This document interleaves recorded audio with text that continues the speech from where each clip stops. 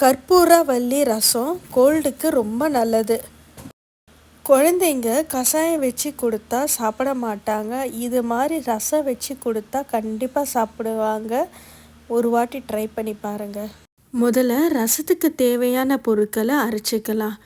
கொஞ்சமாக மிளகு, 2 ஸ்பூன் சீரகம், கற்பூரவள்ளி இலையை கழுவி சேர்த்துருக்கேன்,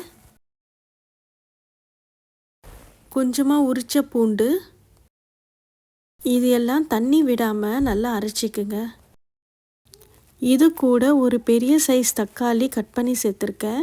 இது எல்லாம் சேர்த்து நல்லா அரைச்சிக்குங்க. இப்போ ஒரு பேனில் ரசத்தை தாளிச்சிக்கலாம். அதுக்கு தேவையான எண்ணெய், 1 ஸ்பூன் கடலை எண்ணெய் சேர்த்துருக்கேன். தாளிக்கிறதுக்கு தேவையான கடுகு, சீரகம், கருவேப்பிலை, கொஞ்சமாக காஞ்ச மிளகாய்,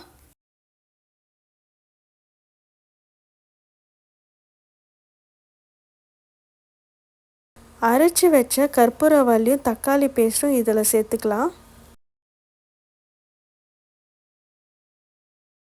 கொஞ்சமாக மஞ்சத்தூள், பெருங்காயத்தூள்,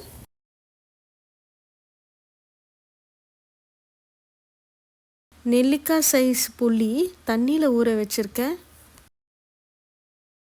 இந்த ரசத்துக்கு தேவையான அளவு உப்பு, புளி தண்ணி வடிகட்டி இதில் சேர்த்துருக்கேன்.